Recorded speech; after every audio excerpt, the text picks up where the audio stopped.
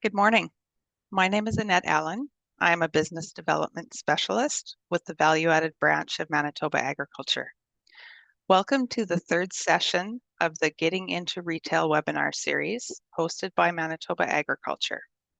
How to make a sell sheet for pitching your food products to grocery stores. We would like to start this webinar by recognizing that Manitoba is on the treaty territories and ancestral lands of the Anishinaabe, Anishinaabeg, Dakota Ojibwe, the Nessalan, and the Nehethawuk peoples. We acknowledge Manitoba is located on the homeland of the Red River Métis. We acknowledge Northern Manitoba includes lands that were and are the ancestral lands of the Inuit. We respect the spirit and intent of treaties and treaty making and remain committed to working in partnership with First Nations, Inuit, and Métis people in the spirit of truth, reconciliation, and collaboration. Today's presenter is Jeff Biddick, Business Development Specialist with Manitoba Agriculture's Value-Added Branch. The Value-Added Branch accelerates the growth of the food and agri-product sector by providing business development and product commercialization expertise at the Food Development Center. Our business development team, located throughout Manitoba, supports Manitoba's food companies with free consultations, strategic guidance, training, and a wide range of resources. During today's webinar, Jeff will address the questions at the end of the presentation. So please enter your questions into the chat function, and Jeff will respond to them later. Welcome back, Jeff. Great. Thank you, Annette. Welcome, everyone. Thanks for joining us today. Before I get started, just do a little bit more of an introduction of myself. I figured I'd tailor each trivet of information specifically to the topic of the day. So I will share again that I do have a commerce degree with majors in marketing and general business. Yes, that is a bit of an anomaly to be in the Department of Agriculture, but of course, Annette and I and our colleagues work in an economic development branch of Manitoba Agriculture, so then it all makes sense then.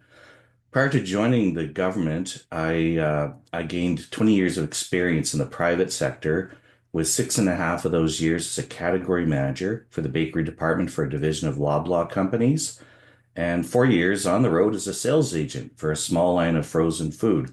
And basically the same kind of scenario as a lot of the clients I work with, where they started in the back room of a deli. Times are a bit tough, so they started to look for other opportunities to make some money, and they ended up launching a very successful brand, and it went right across Western Canada. And then after that, I was in progressively senior marketing sales management roles and got lots of experience there. As a sales agent, my compensation was 100% commission based, so no safety net, very motivating, and actually thrived quite well. I started with the Saskatchewan territory and then was quickly awarded Manitoba and Northwestern Ontario as far as Thunder Bay. And I built the business up over the course of 3 years by about 36% per year, or 150% over where I had started. And I'm sharing this with you just to demonstrate that I do know from real life experience how to successfully present to and work with grocery retailers. So that said, the plan for today is we're going to talk about sell sheets. So what is it and why you need this? The features versus benefits, that's very important to know. The anatomy of a sell sheet, so we'll get into the details of what it looks like and what you should include in it and why. Some notes about pricing, and finally your opportunity to ask some questions. We had lots of great questions in our first two, so we look forward to more. So what it is sell sheet is basically product sell sheets. It's an information sheet about your product. It's for the trade, so it's for distributors and warehouses and retailers especially. And what you're doing is you're making a business case for why they need to carry your product. As well, everything is provided there for information that they need to list your products. So a lot of times you may be getting set up on a direct store basis. So There's no person at head office who's going to punch it all in and push it out to all the stores. That needs to be done one store at a time. So you need to provide them all the information with which to successfully do that. So just give a bit of a visual here. This is essentially an example of what a sell sheet might look like in terms of the format, the kind of information that's provided on it, and the particular order of things. So we'll get into the details of that in a second. Just kind of wanted to show you what we're aiming for. All right, so use a sell sheet to communicate your product's competitive advantage. In our first webinar in the series, we talked about the importance of competitive advantage insofar as what makes your product unique. What is your product's unique selling proposition? What kind of trends is it addressing? Who is the customer, the consumer, as we call them, of this product? What kind of attributes does that consumer have? And what needs are being satisfied with this product? And of course, hopefully that aren't being satisfied by an existing product that's already in the section. And of course, I've mentioned this before, but your competitive advantage will potentially help you take sales away from other products in the section. So from the perspective of a retailer, a new product that takes away from other products really isn't accomplishing anything. You're just splitting the sales. A new product that simply cannibalizes or splits the sales from existing items and does not grow the category, those are magic important words, would not be a welcome addition. You're not, like I say, you're not accomplishing anything for them. So when presenting your competitive advantage to a retailer, you need to represent your product as filling a void in the category and something that is currently unmet by the existing product assortment, and hopefully something that you can demonstrate will attract currently unserved or alienated customers to that section. So then you're going to get incremental sales. And not to be so arrogant as to say if you put this product in your section, you're going to bring customers from around the world or competitors' customers into your section. I think what would occur is that if they were driving by the aisle and there was your product on the shelf and some sort of a call out, a promo or whatever that helped them notice it, that would be great. Even better is that you get listed wherever you are on the shelf doesn't matter, because if you're doing in-store demonstrations, you're hopefully going to be set up around the action alleys where everybody drives by, and you're going to be able to talk about your product in that fashion, in that environment. All right. In terms of how to use a sell sheet, this is probably going to be unappealing to maybe younger people in the crowd here, but the grocery industry is still kind of old school. You need to physically visit stores and hand it to them and use it as a script or a visual aid for making your presentation. Not to say you just read it to them, you just use it as a guide and you kind of hit the high points. So like in the example I showed you, there's some main points on the right-hand side by the picture. And those are maybe some of the high points in terms of the trends that it is addressing. And those are trendy trends. So those should hopefully resonate with the retailer you're talking to. When you're talking to the person, you want to engage them. But we do that by saying you a lot, because you is a sweet sound to our ears. We hear that and we say, hey, this is about me. I should listen. I should pay attention. This is important. And again, I'm a broken record with this, but you want to take your sell sheet and you also want to have a promotional pricing plan and a demo schedule with that. And what it does is it conveys your commitment to doing the work to make your product a success in the retailer's store. Yes, unfortunately, if you get your product listed in a store and it's on the shelf, the work is just beginning.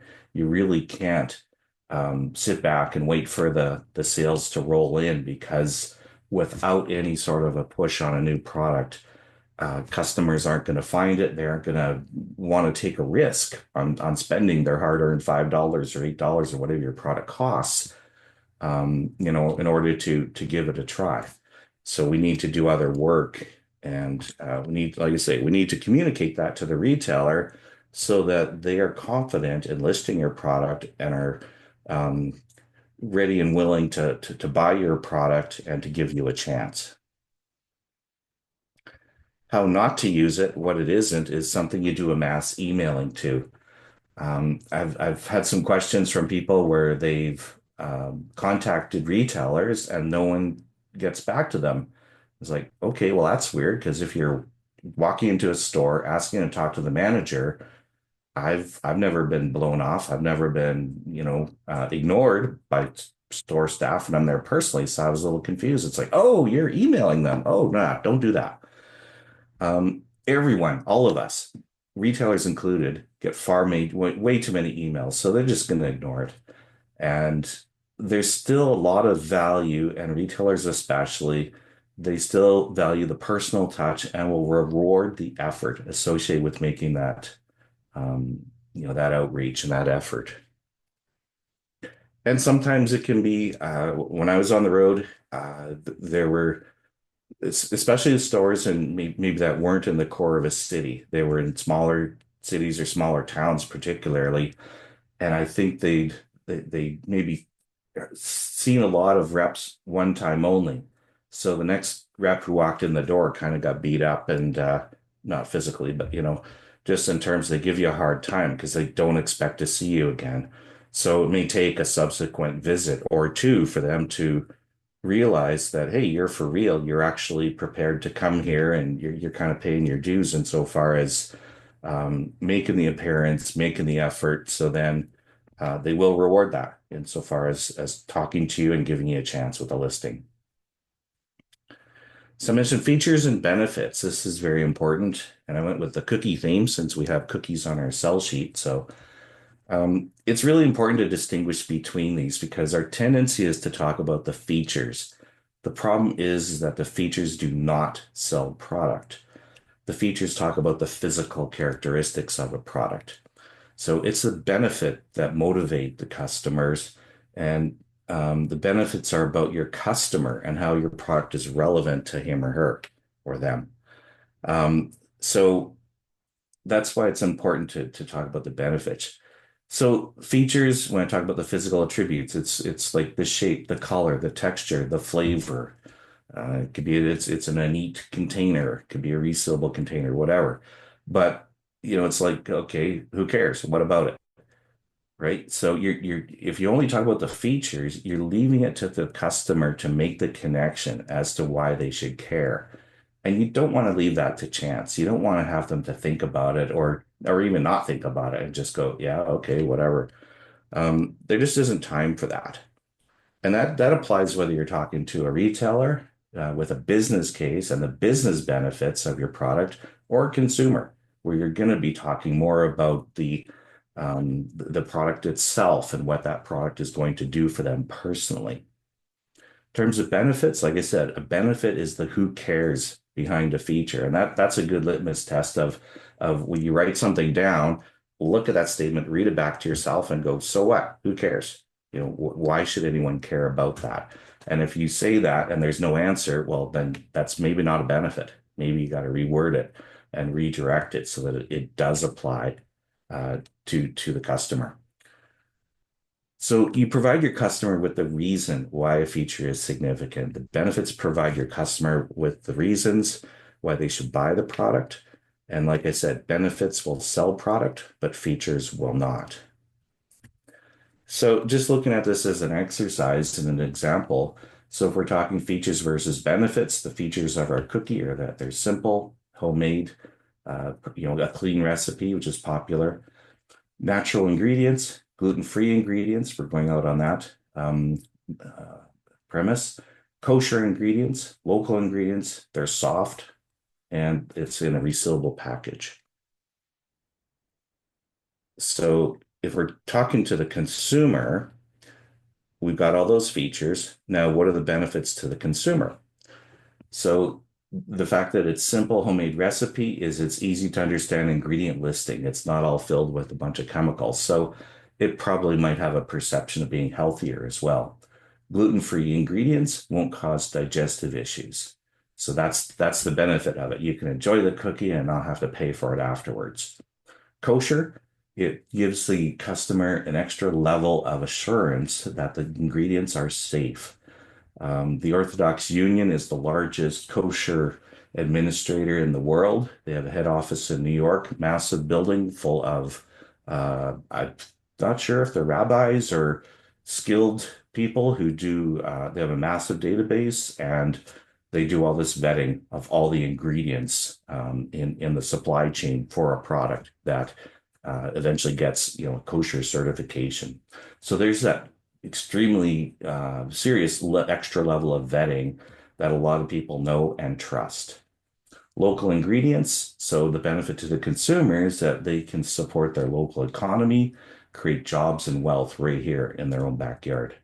A soft cookie gives you a greater sense of freshness and of being made at home. So just like fresh out of the oven. A resealable package means that it's going to stay fresher longer for them. A package is recyclable, and of course, that means they can be environmentally responsible. So those are all great benefits to the consumer. But of course, when we make our business case to the retailer, we're not going to talk about any of that stuff right now. We got to frame it in a fashion that is more relevant to a retailer because all those things are great and probably many of them may be similar with other products already in the section. So the retailer, as great benefits as those are, they may say, well, who cares, right? What is this product going to do for me? What's it going to do for my store? So looking at the same features, the simple homemade recipe to the retailer, this means you got to tell them that this product fits the clean label trend, which is sought by whatever percent of consumers today. And I think they would know, and if we could tell them just how disruptive the clean label trend was. And that basically started with people like yourself, where you were selling your products at farmers markets and, was it Lubar ingredient, food made from food.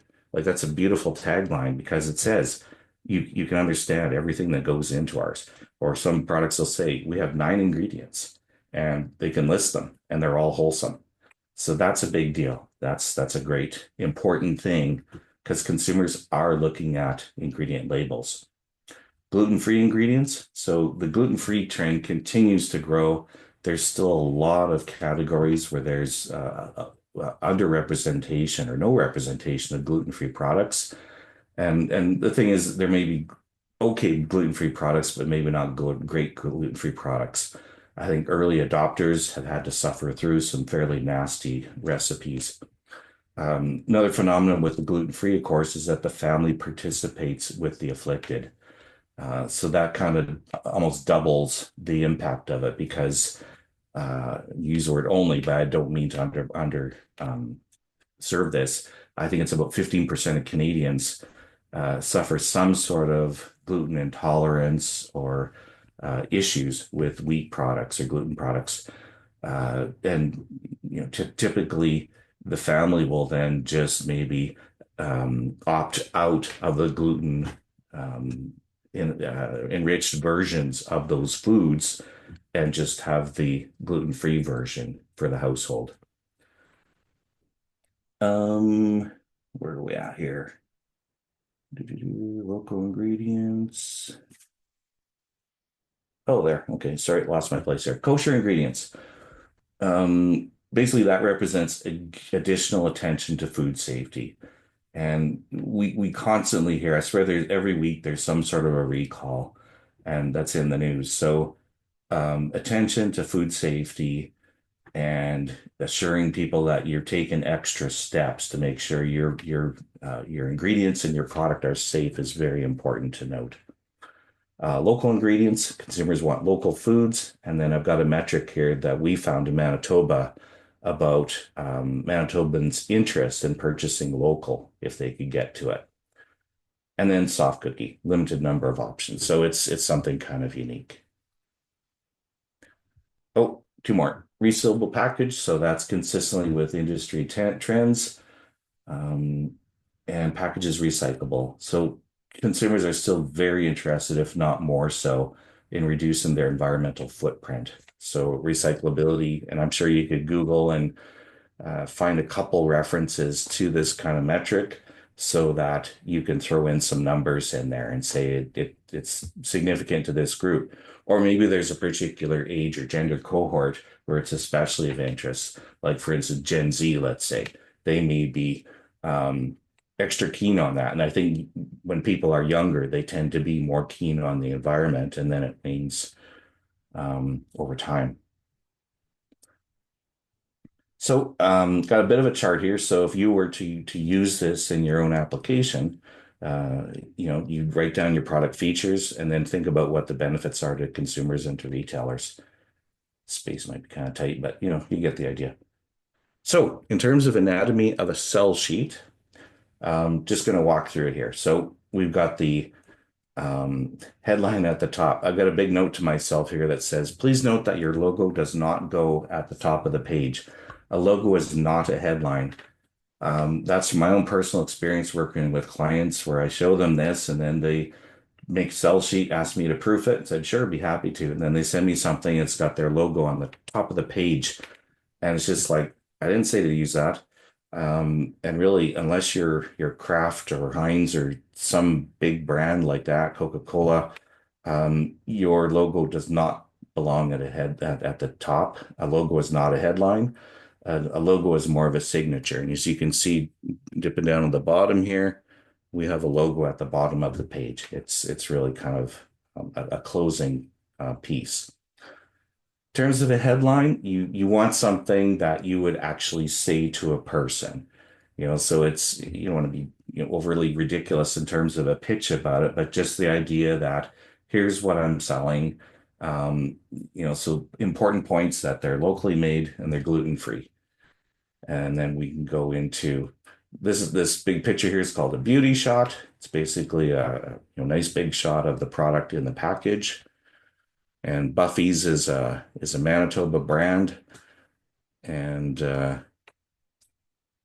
what else we got here?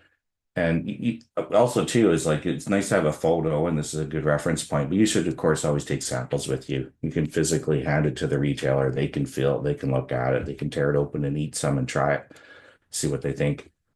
Many don't care because it's the business case that matters. Okay, key selling points. So we've got stuff here about gluten-free and how many consumers are demanding it.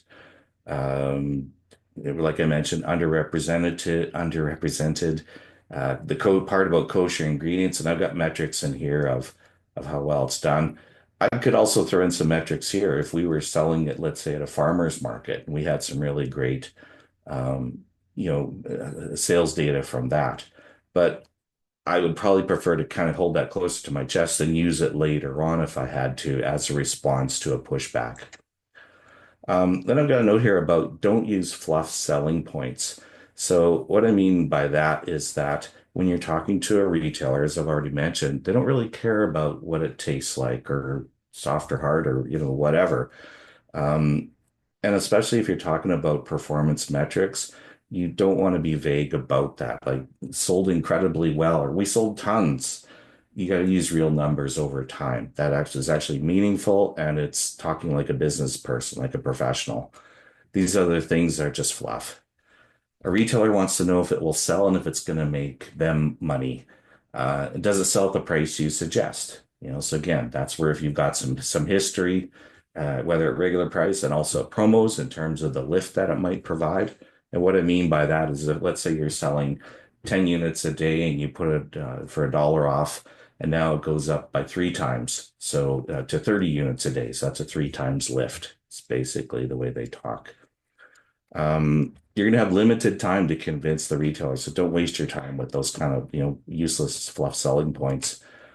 And next we have a little bit of information on the target consumer. I haven't seen this in all sell sheets, but I think it is, I have seen it and I think it's useful. And you can actually use AI to help you out with that in terms of giving it information about your product, who it's targeted to, what markets you're looking at, and it'll help you generate a nice profile about that person, about who your consumer is. And then you can use that just to kind of paint a picture of who the customer is for them. And chances are that customer shops at their store. So you really can't be too far off in terms of that. But it shows that maybe some research has been done or that there is some, and of course there should have been research done. Again, you don't want to read all this stuff to them. use your judgment in terms of how pressed for time they are and how interested they are in this sort of information. But it's all part of what you can tell in your story. Okay, so product listing information. This is all the information about your product that they need to set it up in the store's computer system, and start buying it. So you've got the description as you'd like it to be in the system. They may have to concatenate this in terms of cutting it short, um, but they'll let you know. Pack and size. So pack is the number of units per case, and the size is the size of each retail package. Product UPC, the case cost, unit cost, and the suggested retail price. MSRP, manufacturer's suggested retail price. That's you. Gross percent at suggested retail price is 32.9%. And that's based on the assumption, or maybe I asked the question and they told me that they need 33% gross margin. On the sell sheet example I showed you earlier, I had the unit cost at $3.34, and it was 33.1% gross margin. And I figured, well, you know what? A lot of times I know from dealing with them where you're close, and they do say close enough. Like, my target's 33, but you're really close. And that basically gives you another 12 cents per case that's in your pocket versus theirs. Doesn't sound like a lot, but it does add up. And grocery really is about the pennies and the tonnage. So those two variables alone, well, if you manage them well, you will be successful. Next, we have the information about how to order, minimum order quantity, or MOQ. You don't want to set that too high. You make it fairly small. And again, this is all based on direct store delivery because that's pretty much the way you're going to be operating.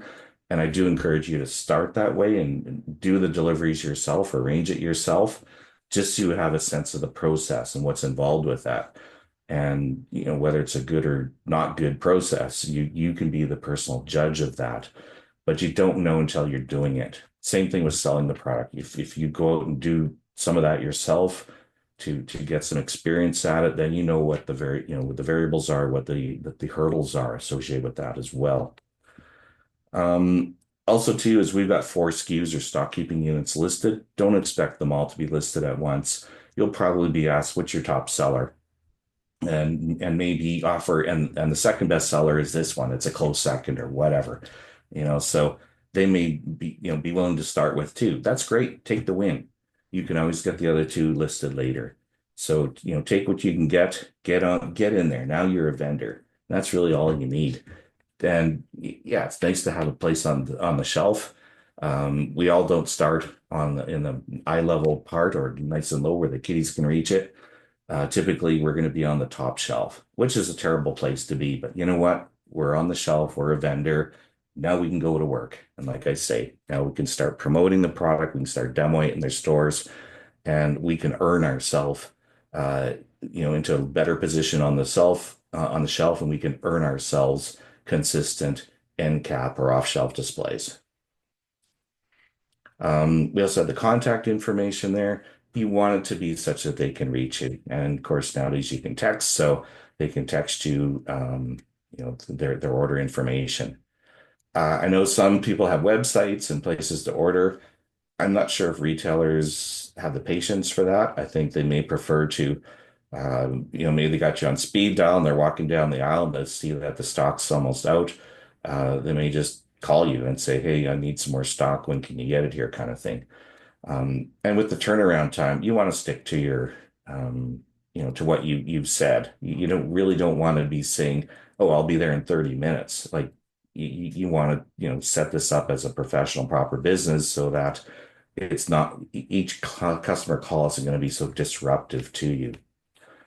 What else we got here? Delivery is also typically included within a large city.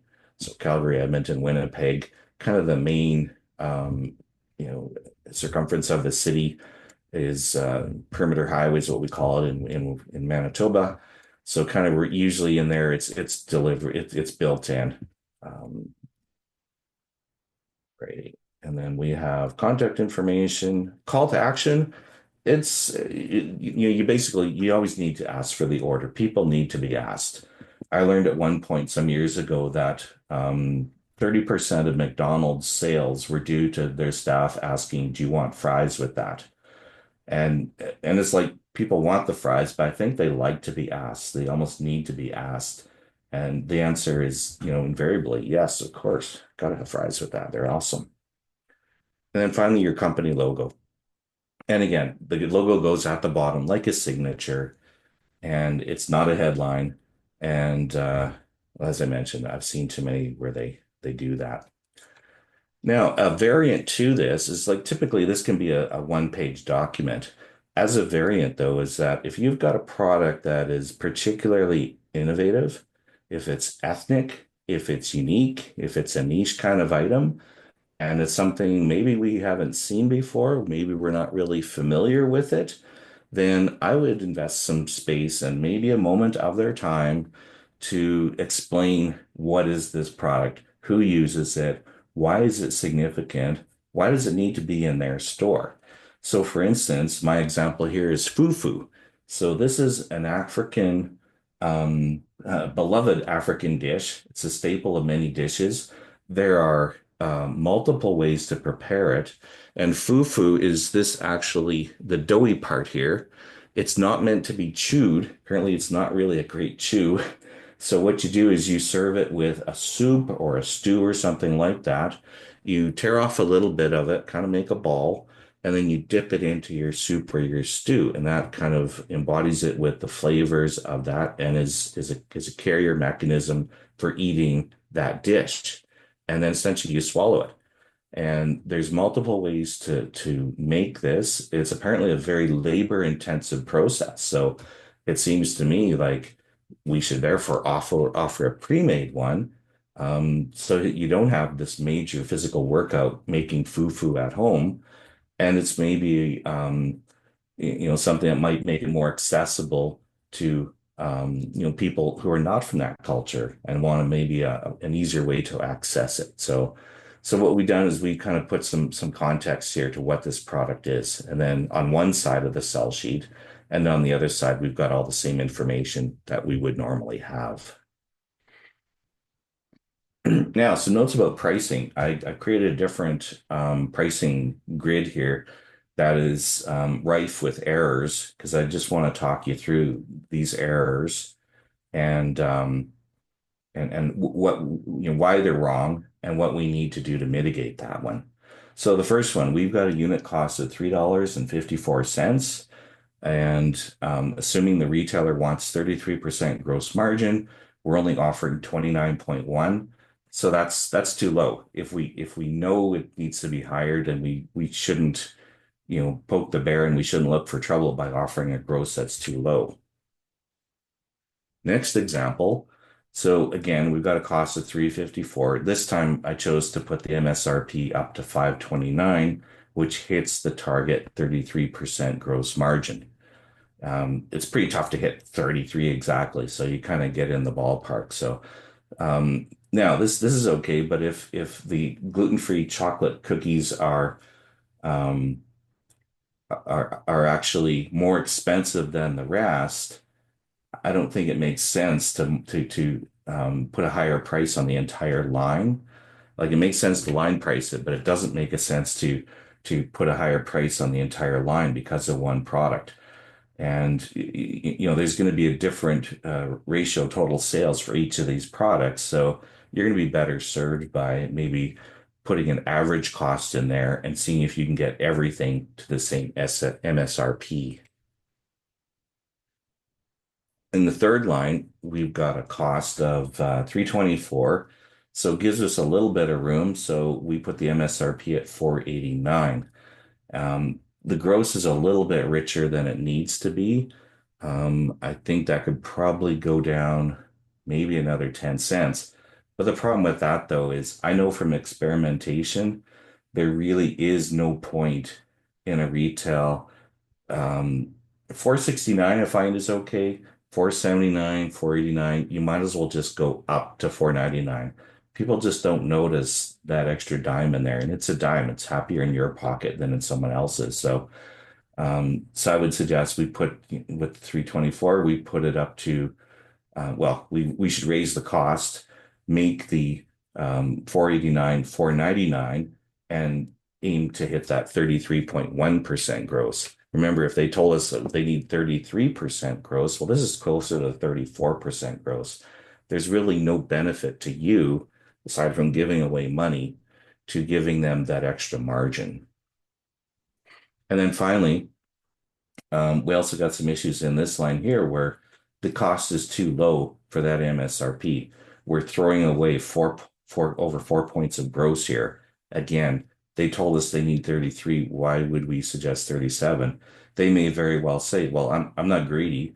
I'm going to set this at 469, and that takes the gross to 33.3%.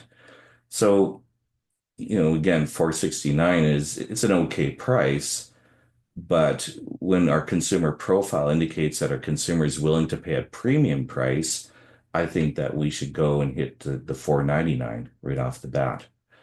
Now the thing is if we did want to do some, if our cost was 313, and what I would suggest, or our selling price could be as low as 313 without a problem.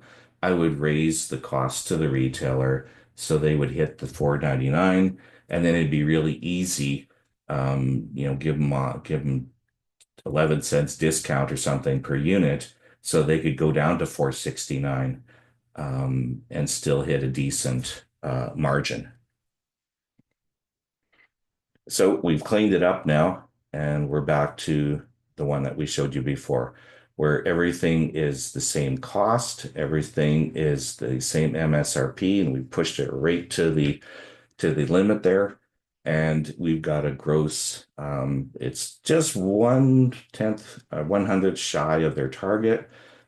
My experience is that I show them a calculation and they look at it and they go close enough. They don't have the time or the energy to argue over a penny because it's basically 1 penny per unit. But like I said, that 1 penny times 12 units per case is an extra 12 cents. Not a super heavy product. We could probably put 24 in a case, and that might actually fit the section too. That's something you want to be cognizant of is look at the size of the section, how much stock it can hold.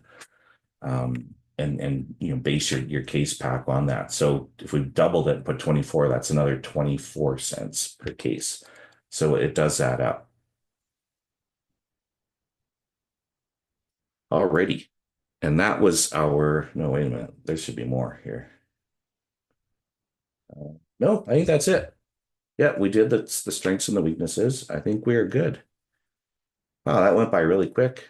I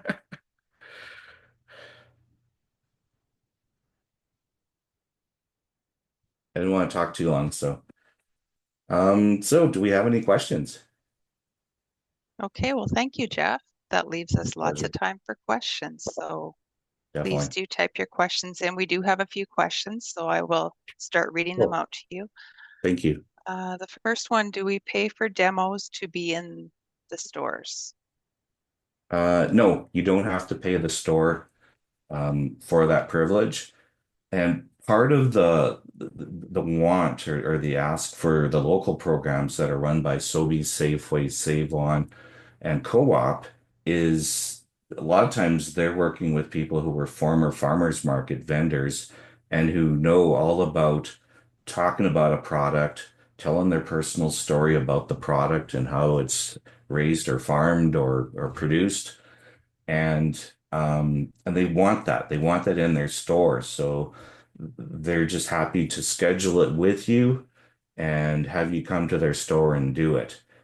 And so yeah, you don't have to pay for it. And definitely they do encourage you, if you're the owner of the company, to do it personally. Now, of course, you can always have family friends or hire people, but they don't want people just standing there and not saying anything. If you do have someone else doing it, well, even if you're doing it, I would encourage you to think of a script for it. You want to follow the AIDCA format, which is attention, interest, desire, compel, and then action. So attention, someone's walking by, you ask them, would you like to sample? Would you like to taste this new fufu um, from Africa, or whatever? Some, in terms of a highlight, you say something that gets their interest about the product, and that it's made with this and this and this. Um, Create some desire in terms of usually healthful benefits, like this is going to help lower your cholesterol by 10% or whatever. The compel is that it's on for 50 cents off this week only. And the action is you ask for the order. How many, looks like you're enjoying it. Awesome. How many would you like to take home today? So just like that, you want to have some sort of a script that people can follow with each customer and have that activity. So no, you don't have to pay for the space. Sorry, I can't help myself. Okay, this is a question that a number of people have asked. Do Okay. you have a template available that we could edit to make a sell sheet? Or is there a format that we could use to create our sell sheet? Yeah, absolutely. I do have like a kind of a template with the boxes on a Word doc that I'll definitely share with you afterwards. But I would probably encourage you to, yeah, fill the template with the information, edit the information to make sure it's nice and clean and it kind of pops in terms of like, don't be too wordy. Try and preserve your words. And then I would probably find a graphic designer who can help you make it look beautiful. And be sure that they don't mess with the template. They have to follow the template and um, and make sure not to make the words too small. Graphic designers are notorious for making the letters too small because it looks prettier. But yeah, we can absolutely provide you with a template. Okay, this is another question that a couple of people asked. Okay. Do you recommend approaching the store directly or a corporate office for a listing? Directly, absolutely directly. The benefit with going directly is that, and I encourage you to start small. So start with independent stores, and no disrespect to independent stores, but I'd sooner make my mistakes and uh, get into my groove of approaching people and talking to people um, with a smaller account that's maybe not going to have as large a potential as a larger grocery store. Now, that can be dead wrong. Maybe that's going to be your best customer, but I think they might be a little bit more forgiving. So I would start with the small stores and then I'd work my way up to directly walking into a co-op store, Safeway store. Now, the thing with the Safeways, and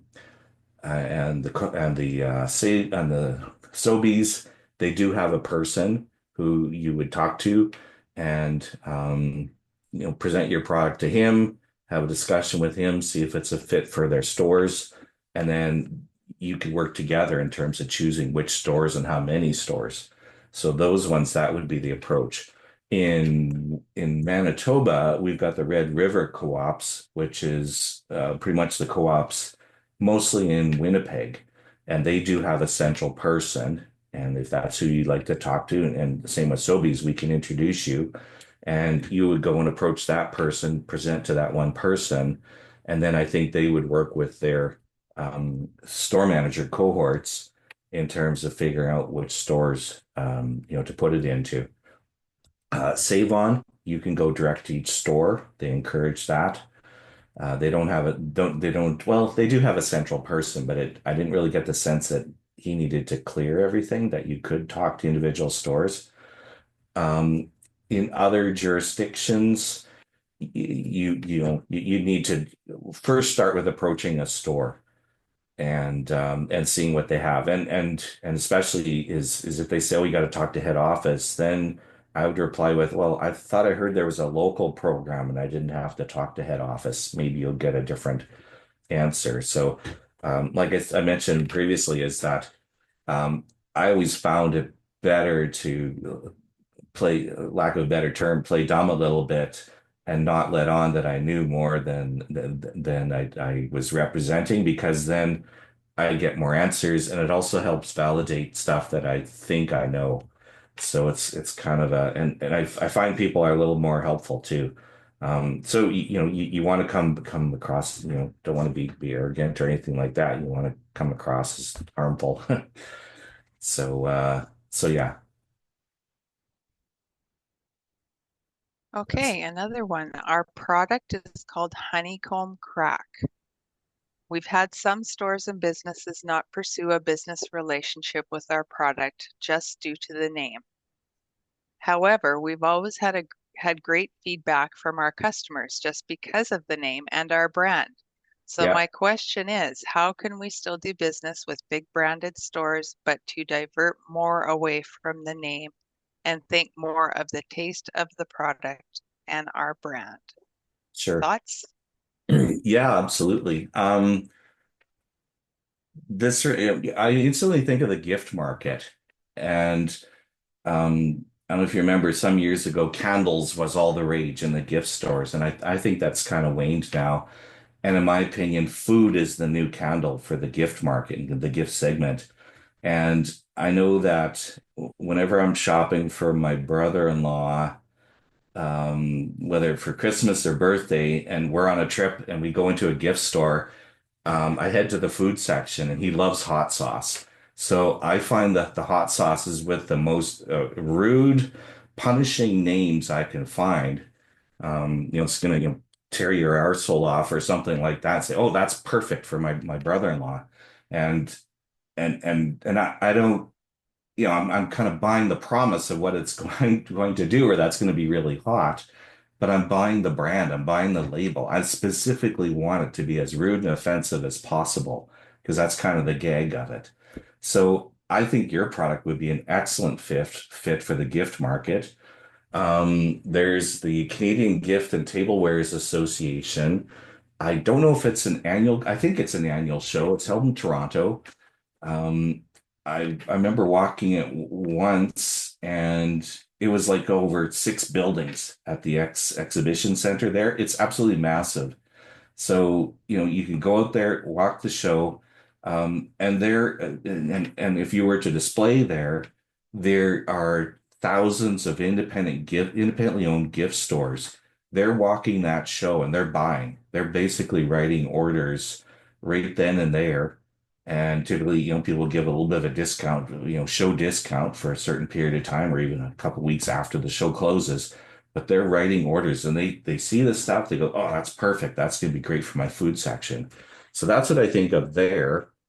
In terms of appealing to um your very conservative grocery retailers, I guess my first attempt might be to try to show them the sales numbers and how successful it is that the customers don't seem to be offended by the name.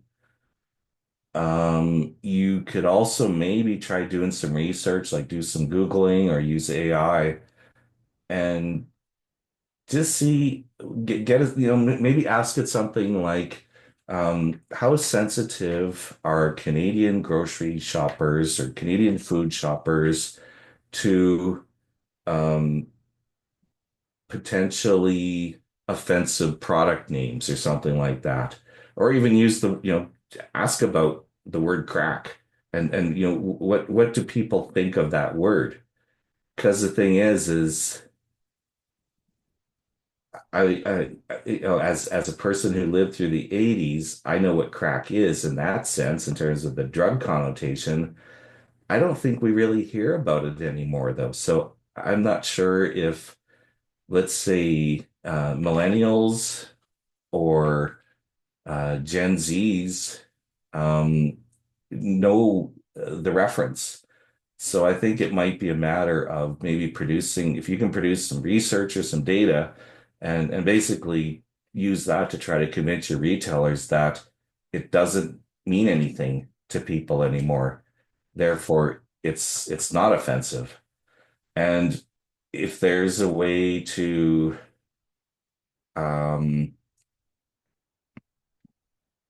incorporate the word crack, so I'm going on way too long here, but if there's a way, I love brainstorming, but if there's a way to incorporate the word crack into a product attribute, then you're talking about crack in a different sense and maybe trying to avoid any sort of drug connotation. But if that's what you're going for in the first place, I don't know. You may need to pivot from that for the grocery. So anyway, awesome question. It's interesting to contemplate. I'd be, happy to carry on the conversation or get more information from you if you want to reach out. But you should move on to the next question. Okay. How do businesses in smaller towns do outreach to stores in larger cities? Visiting directly can be cumbersome if the larger cities are 6 to 8 hours away. Yeah. Well, I dealt with that constantly when I was a sales agent covering two and a bit provinces.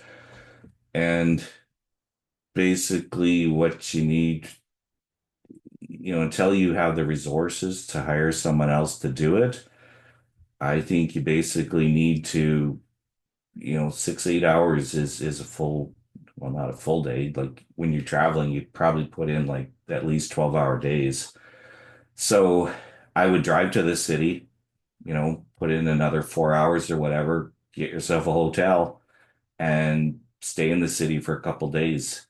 And yeah, hotels are expensive, or maybe there's, lower cost hotels or hostels or other accommodations that might be a little bit more economical. But I think you really need to embed yourself in that market because once you're there, you can be pretty efficient. Like I think I was hitting maybe doing 10 calls a day in the city.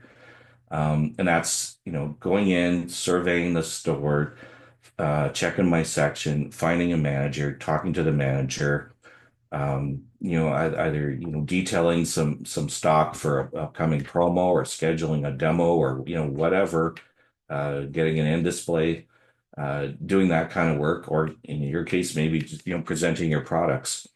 And then, you do your thing, you move on to the next store. Um, and I do have some information about this that I can share with you folks when we send you a follow-up email. And what it is I've done both ways myself in terms of presenting.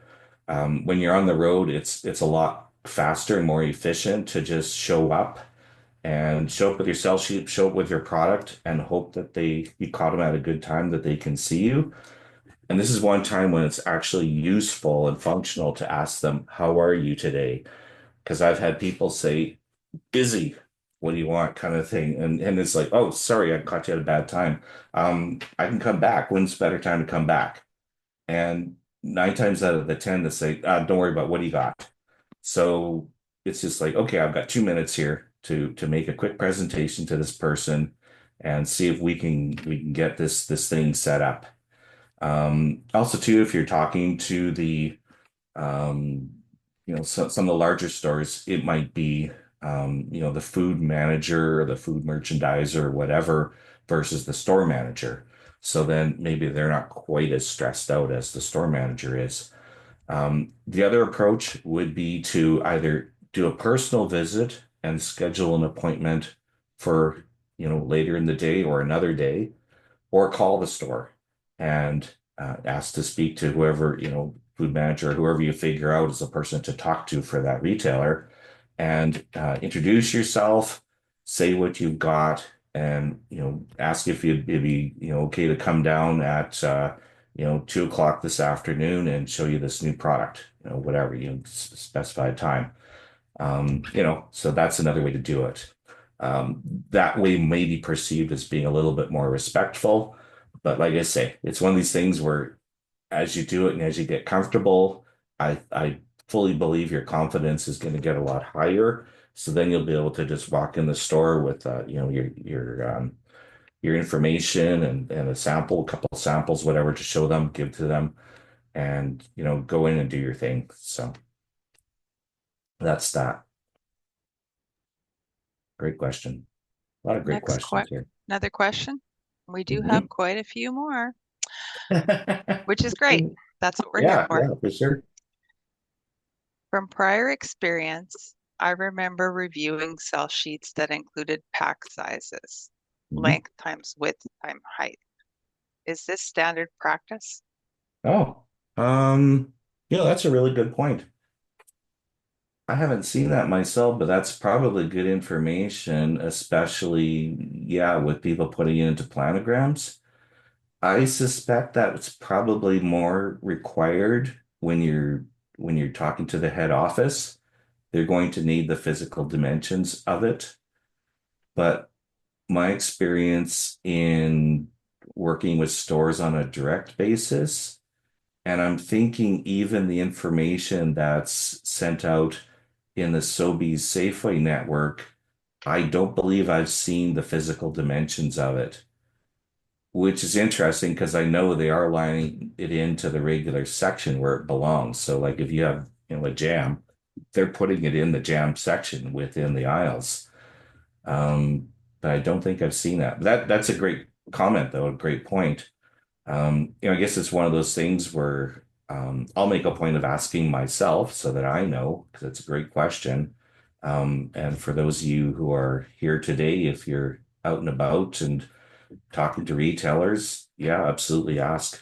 I guess the thing is you can give them, what I'm suggesting here, and if it's an issue for them, if they need the information, they will tell you, and then you'll know what's next. If the retailer doesn't want your product, how long should we wait before making another attempt? I have a better answer. Um, I assume they're going to have some reason why they don't want it. And in the fifth webinar, which is in 2 weeks to the day, it's called What to Say When a Retailer Tells You No. And I will provide you with a formula of what to say and even scripts of what to tell them. And basically, really quickly, what it is hopefully they will tell you what the objection is. If they don't, you got to probe for what that is. So let's say they say the price is way too high. I can't see my customers affording that. You're just wasting my time. The formula is one, you agree with them. You say you're absolutely right. It's much higher than I would prefer it to be, but I'm a small processor, so of course my costs are a lot higher. However, I have been very successful at selling this product, about 30 units per day on a Saturday at the local farmers market, and we're selling it for exactly that price. And so so you offer your push, your information to support that. I can sell that at this price. And then you essentially make them a guarantee. You say, I'm prepared to do the work to make this product, to educate your customers about this product, increase their awareness, and to get it selling in your store. To that end, I've got my demo plan. I'll do some demos. We'll do some cents off in order to, motivate some purchases.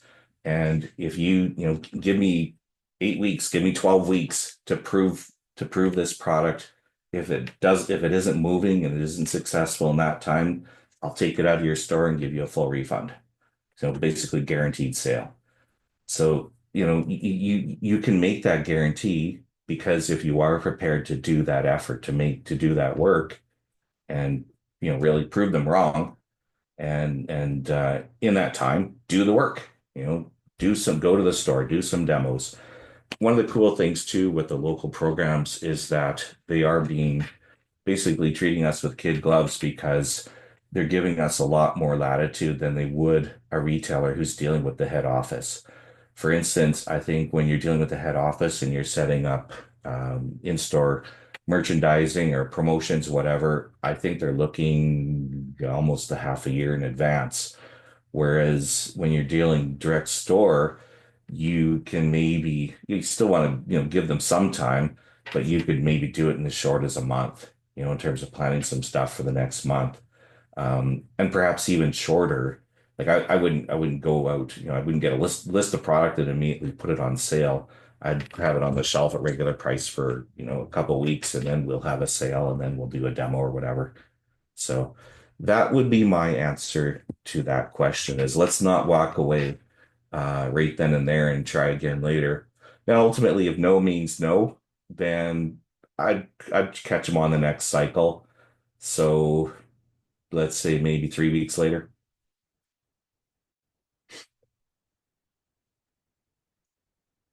Okie dokie. Next question. Yep. What's the gross percent target for frozen gluten-free bread? What would it be if we could provide a shelf-stable product? That's very specific. Um, I don't know for sure. I would suggest you talk to a retailer. And again, I think the independently owned stores may be your best source of that kind of information because they're setting their prices. They may have a better sense as to that information. I'm not sure the level to which the corporate stores are informed about the costs and margins of the products in their stores because that's not really their job. They have a team of category managers who manage that part of the business for them. Um, for our workshop yesterday when we talked about costing and retail pricing, I suggested that most of the products that are pretty much ready to go in the stores, they're looking for a gross between 30 and 35%. And if there's no labor associated with doing the product, aside from just on unboxing it and putting it on the shelf, that's going to be the case for a lot of products, and that's even in the perimeters where there is more expensive labor, as well as in center store, all the grocery products. Okay. Do you make a sell sheet specific to each store you're wanting to sell to? Customize it like a cover letter for a resume? Do you ever adjust margins, sell prices depending on which store is going to carry your product? Excellent question. Um, I I wouldn't. I don't tend to because you want to be transparent insofar as offering consistent pricing to the entire trade because people move around, people share information. Um, maybe even a competitor might take joy in sharing with a customer that you're giving his competitor a lower price. So, in the interest of transparency and consistency, I would use the same sell sheet. Now, there may be circumstances where maybe there's a different arrangement with a store in terms of how they, just trying to think that through in terms of whether, no, that'd be mostly be through the warehouse, I think. If you're going direct store delivery, I think you can consistently offer the same. If you were wanting to or needing to have different pricing, then I'd have a consistent sell sheet for, let's say, the one side of it where it's all the same information about the actual presentation, and then you can either have a separate page or print the actual pricing information on the back side of it. And then maybe put the brand the banner's logo on there just so that it's bright and very obvious as to who that belongs to. But if you did do anything different, you'd need to justify it. But no, I wouldn't personalize it. I would just stick it, with your branding on there. It's your product, and try not to vary the pricing. One thing I've had to deal with is and it's mostly when it goes through a retailer's distribution system, and particularly with either country stores or independent stores, is they're subject to a higher cost out of the warehouse, like a higher upcharge. There could also be an incremental freight factor. So the product in an independent store or a country store, the cost is going to land higher. If they're setting their own margins or their own pricing, a product that I think should sell for $4.99 might be $5.29 in their store because that's just the margin they need. My workaround for that would be to say, how about if I make you a deal for every 5 cases you buy or whatever the number needs to be, I will give you a free case. And what you're doing is you're trading on the value of that case. You take the full cost of every case, you average it by the free plus one. So this case would be six. You take the total cost of five cases divided by six, and here's your new cost per case. And really, it preserves the sanctity of your consistency and transparency on your pricing. Um, and it does lower the cost for that retailer so that they can now put it down where it needs to be at $4.99, where it's actually going to sell. And um, you either carry free goods with you, carry some goods and you pay your debts when you go through. Um, I've found that to be fairly, successful. And it kind of creates a perpetual overstock situation because they're always going to have stock of my product because they're always buying five, but maybe they're only selling three a week or whatever. It also often results in perpetual end displays or off-shelf displays, which is nice too. What else you got? Okay, we got to go about 10 to go. I'm not sure we're going to get Woo! through them all. Well, we'll Can you try. take photos of the displays in the stores? Do you have to ask permission? Yeah, I think nowadays it's a lot easier to do it because you can take out your phone and do it. And I personally do it all the time when I'm in stores. Because I see a client's display or I see the client's product on the shelf and I get all excited. And so I do take pictures. The thing is there's really not, from my experience in the stores, well, I walk all the stores, but there's really not a lot of sales people on the sales floor. So there's really no one there to catch you doing it. Um, there was a time when I'd carry like a big SLR camera with me and I'd walk in with that. And then there was more people on the sales floor and they notice and they come and ask me, what are you doing and why are you doing this? And I explain who I am. They said, okay, well, that's fine, but you should really ask up front. So I don't, really with a cell phone, you can pop it out, take some pictures. I think the thing too is if you are like, the standard uniform for a sales agent or rep or someone who's out there working is business casual. So, and I always used to carry like a portfolio with me. It's kind of makes it obvious that I'm not a customer, that I am working, and whether you set up the display or someone else set it up, if you're focused on that, it's like, well, that's your product, your property. You shouldn't have a problem taking a picture of it. So I'd probably go ahead and take the pictures. And if someone comes along and say you shouldn't do that, or you need to ask permission first, it's like, then beg forgiveness. Here's a specific question for you, Jeff. Our Okay. product is Chin Chin, an African snack made with dough. But because Okay. it's an African store, we discovered that stores are reluctant to display this, despite being done in a licensed kitchen. What can we do to correct this subsequently? What strategies can we use? Is it packaging? Hmm. Okay. Um, I might need more information because well, and I guess maybe you do too, is like what was their issue? Is it something about the product that they're concerned about?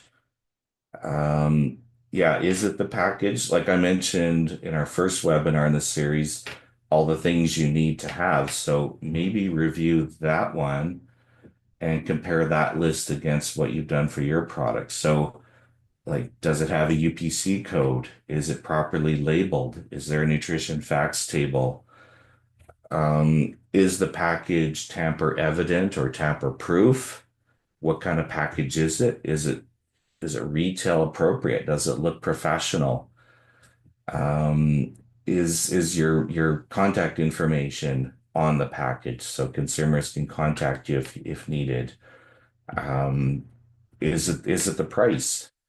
Is it is it you personally? Like are you presenting yourself in a professional fashion? Are you respectful? It really could be anything. So, how about if you were to maybe gather some more information and maybe pop us a note at mbagrofood@gov.mb.ca with that follow extra information. Um, if you're, unless we've already answered in terms of say, oh, I didn't have a UPC code and they just didn't tell you or whatever. But yeah, I think in order to you see that's one of the biggest things about being a successful salesperson is you got to ask questions. You got to constantly probe. The person asking the questions is controlling the discussion. You're controlling the conversation. So if someone tells you something and if it's not clear, you really need to ask them, okay, well, I respect what you're saying. Can you please explain to me some more detail or what or why exactly, so that if it's something I can fix, and I'm sure it is, then I can fix it. Because I'd really like to work with you. I think this product would be excellent in your store.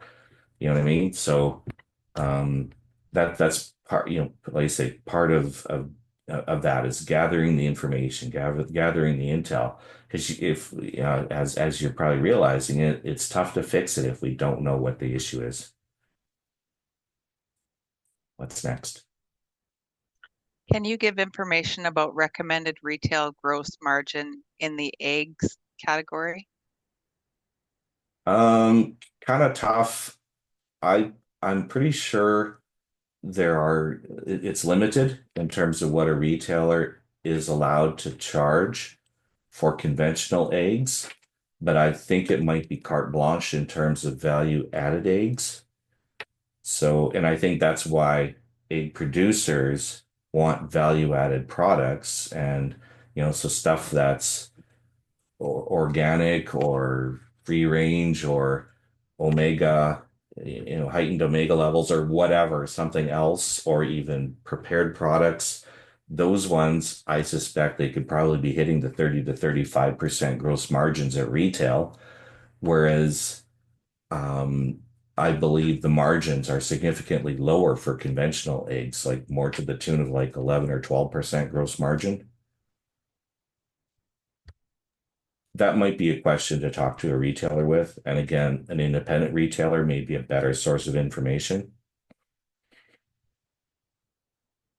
I think we might have to make this our last question. We said that we would Sure. go till 12:15. We'll see how Okay. quickly Jeff can answer Hopefully, I'm not too long-winded. it.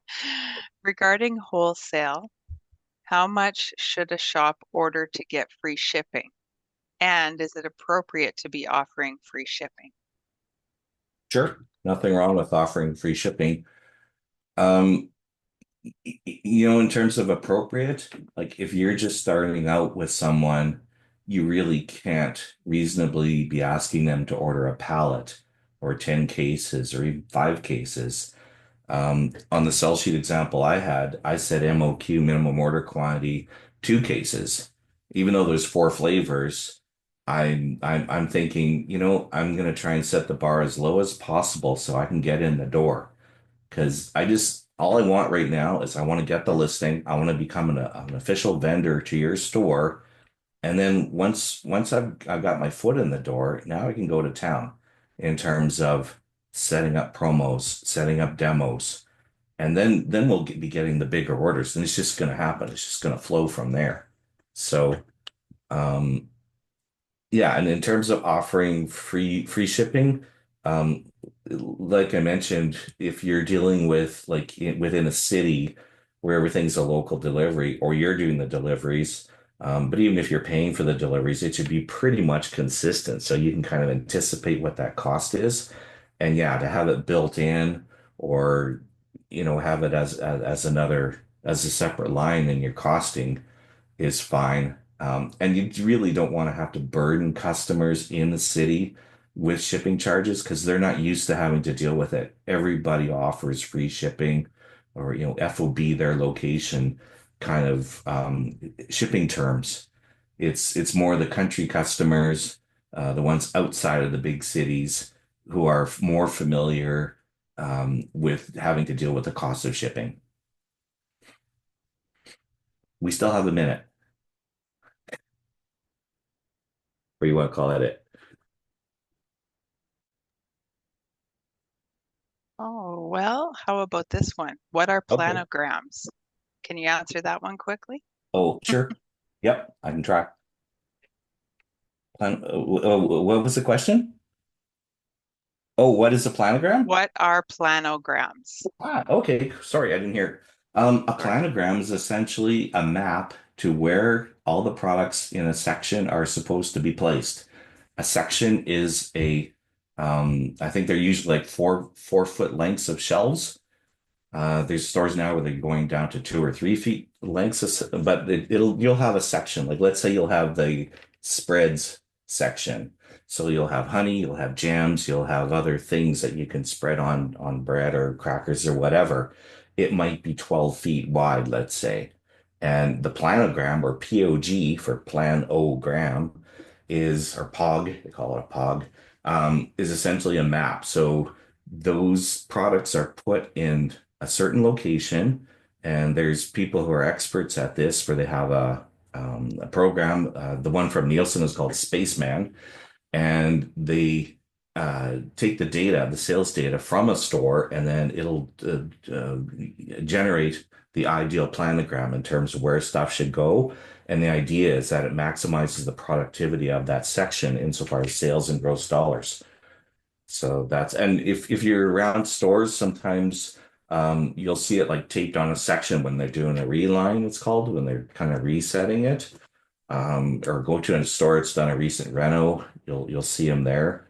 Good place to see them is a lot of times they're right on the sales floor, like in a Walmart.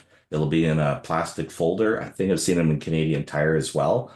And it's kind of right in that section. So it's right there. It's nice and handy. So you can kind of take a look at it and it'll have all the product information, the codes for ordering them and all that stuff. So there you go.